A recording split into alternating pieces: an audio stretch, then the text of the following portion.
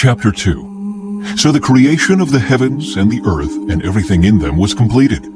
On the seventh day, God had finished his work of creation, so he rested from all his work. And God blessed the seventh day and declared it holy, because it was the day when he rested from all his work of creation. This is the account of the creation of the heavens and the earth. The man and woman in Eden.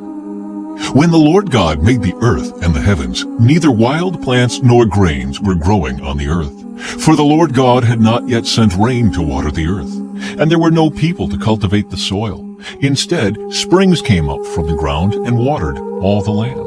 Then the Lord God formed the man from the dust of the ground. He breathed the breath of life into the man's nostrils, and the man became a living person. Then the Lord God planted a garden in Eden in the east, and there he placed the man he had made. The Lord God made all sorts of trees grow up from the ground, trees that were beautiful and that produced delicious fruit.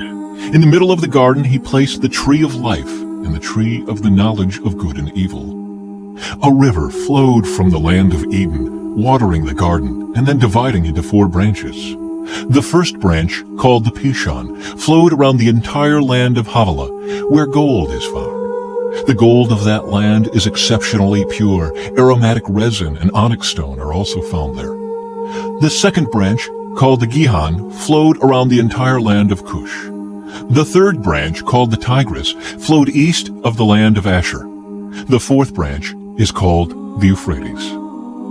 The Lord God placed the man in the Garden of Eden to tend and watch over it. But the Lord God warned him, "You may freely eat the fruit of every tree in the garden, except the tree of the knowledge of good and evil. If you eat its fruit, you are sure to die."